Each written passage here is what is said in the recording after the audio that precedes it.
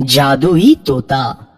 एक छोटे से गांव में एक गरीब परिवार रहता था। उस परिवार में रामू और उसकी बीवी सीता उसके बेटे चिंटू के साथ रहते थे। उसी गांव में एक तोता भी रहता था। उसका नाम था रघु।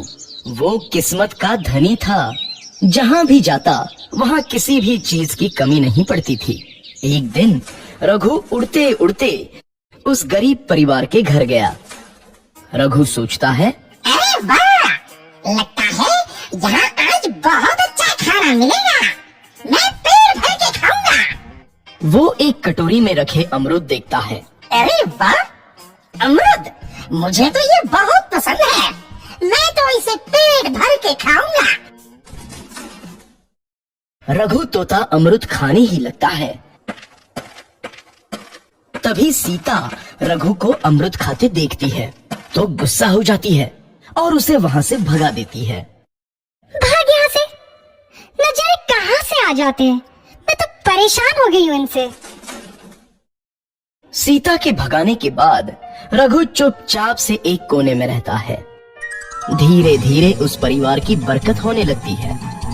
एक दिन रामू और सीता खाना खाते वक्त बातें करते हैं। आजकल हमारी बहुत तरक्की हो रही है, काम भी अच्छा चल रहा है। रामू कहता है। इस पर सीता कहती है, सच कहा, भगवान हमेशा ऐसे ही हम पर मेहरबान रहे। बेटा चिंटू भी कहता है, पिताजी, मुझे खिलौना लेके दो ना, मेरे सभी दोस्तों के पास है।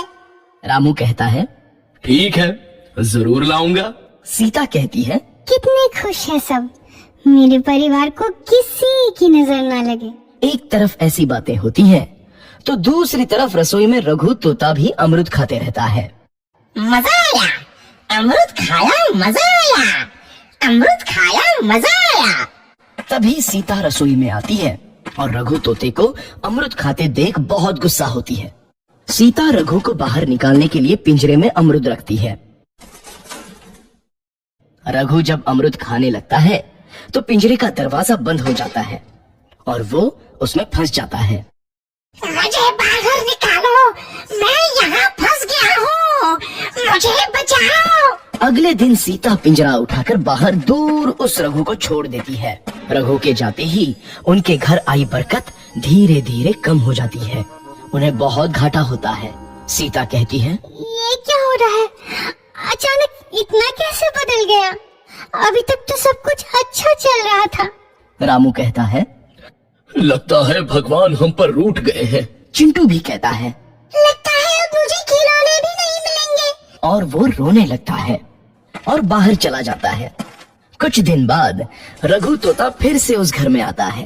वापस आया, मैं वापस आया, अब मैं जमकर अमरूद खाऊंगा। रघु सीधा रसोई घर में चला जाता है और अमरूद खाने लगता है। कुछ देर बाद सीता रसोई में आती है और रघु को देख कहती है, एक तो घर में पहले से इतनी दिक्कत चल रही है और ऊपर से ये तोता मुझे और परेशान कर रहा है। सीता रघु को वहाँ से भगा देती है। रघु उड़कर किसी कोने में छुप जाता है। कुछ दिन बाद धीरे धीरे उस घर की बरकत वापस आने लगती है। काम भी अच्छे से चलने लगता है। एक रात जब रघु तोता अमरूद खाने जाता है तो पिंजरे में फंस जाता है। ये लोग आखिर चाहते क्या है? एक तोते को शांति से अमरूद खाने क्यों नहीं देते? मैं कौन सा चोरी कर रहा हूँ? बस अमरूद ही तो खा रहा हूँ।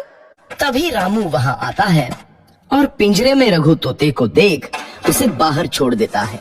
ये तोता भी कितना जिद्दी है, बार बार वापस आ जाता है। जैसे ही रामू रघु को छोड़ देता है, अगले दिन से फिर से उनके घर की बरकत जाने लगती है। काम में घाटा होता है।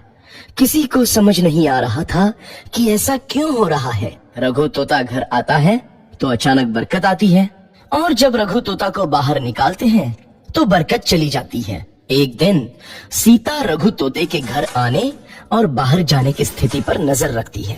ये तोता जब भी घर आता है तो घर में बरकत आती है और जैसे ही ये घर से बाहर जाता है तो उसी के साथ बरकत भी चली जाती है। कहीं ये जादुई तोता तो नहीं है? अगली बार जब ये तोता घर आएगा तो मैं इसे कहीं नहीं जाने दूंगी। सीता रघु का बहुत इंतजार करती है, लेकिन रघु तोता दोबारा उस घर में कभी नहीं आता।